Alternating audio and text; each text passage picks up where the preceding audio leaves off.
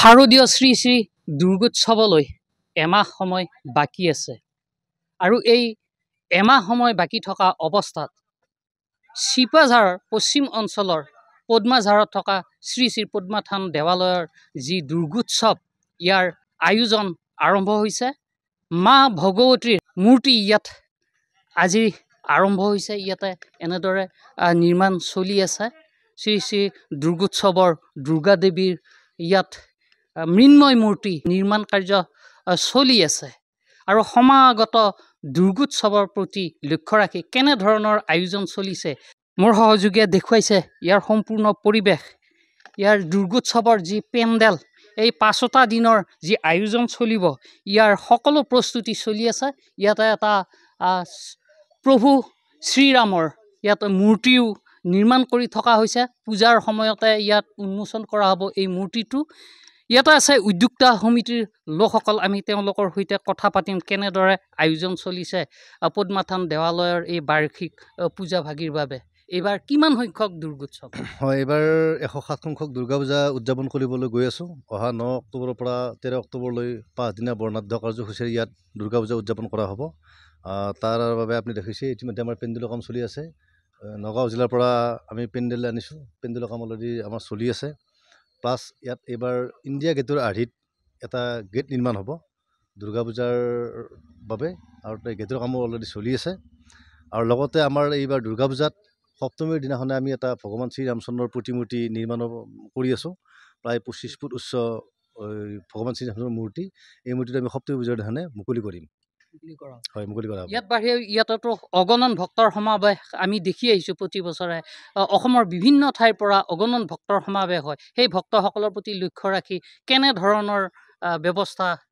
হয়, ইয়াত অসমৰ নহয়, এতিয়া অসমৰ বাহিৰৰ পৰ্যটক ইয়াত অহা হৈছে আজিকালি এই দেৱালয়ত। আমি অসংখ্য ভক্তৰ সমাগম হ'ব এইবুলি দুৰ্গা পূজাত আমি গম পাই আছোঁ। গতিকে আমি সেই ভক্তক আদৰিবৰ বাবে আমি বিভিন্ন দিশ সহায়কৈ 20খন উপসমিতি গঠন কৰিছোঁ বিভিন্ন দিশ চোৱা চিতাৰ বাবে। প্লাছ আমি জিলা প্ৰশাসনৰ লগত আমি যোগাযোগৰ বৰ্তমান কৰি আছোঁ। আমাক তেওঁলোকৰ সহযোগিতা লাগিব। আমি স্থানীয় আমাৰ যি স্বাস্থ্যকেন্দ্ৰত আমি যোগাযোগ কৰিছোঁ। তেওঁলোকৰ স্বাস্থ্যকেন্দ্ৰৰ ব্যৱস্থা আমাক লাগিব। আমি ভক্তসকলৰ কাৰণে প্ৰতিদিনে আমাৰ পায়সৰ ব্যৱস্থা কৰা হৈছে। আমাৰ প্ৰতিদিনে পায়স থাকিব।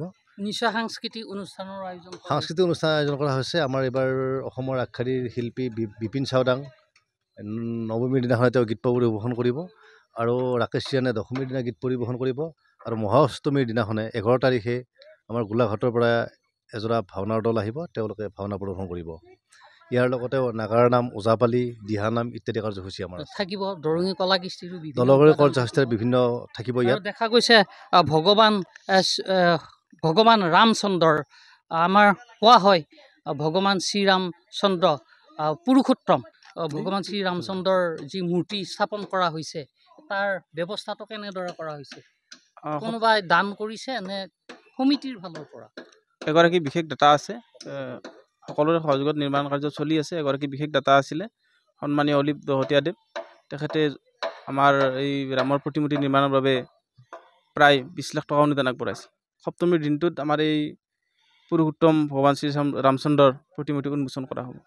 হয়, নিশ্চয় এনেদৰে শাৰদীয় দুৰ্গোৎসৱৰ আয়োজন কৰা হৈছে। পুনৰ মোৰ সহযোগীয়ে দেখুৱাইছে ইয়াত দশভুজা মা দুৰ্গাৰ যি মূৰ্তি সেয়া আৰম্ভ হৈছে নিৰ্মাণৰ কাম। পশ্চিম দৰঙৰ শ্ৰী শ্ৰী পদ্মা থান দেৱালয়ৰ যি শাৰদীয় দুৰ্গোৎসৱ ইয়াৰ আয়োজন আৰম্ভ হৈছে।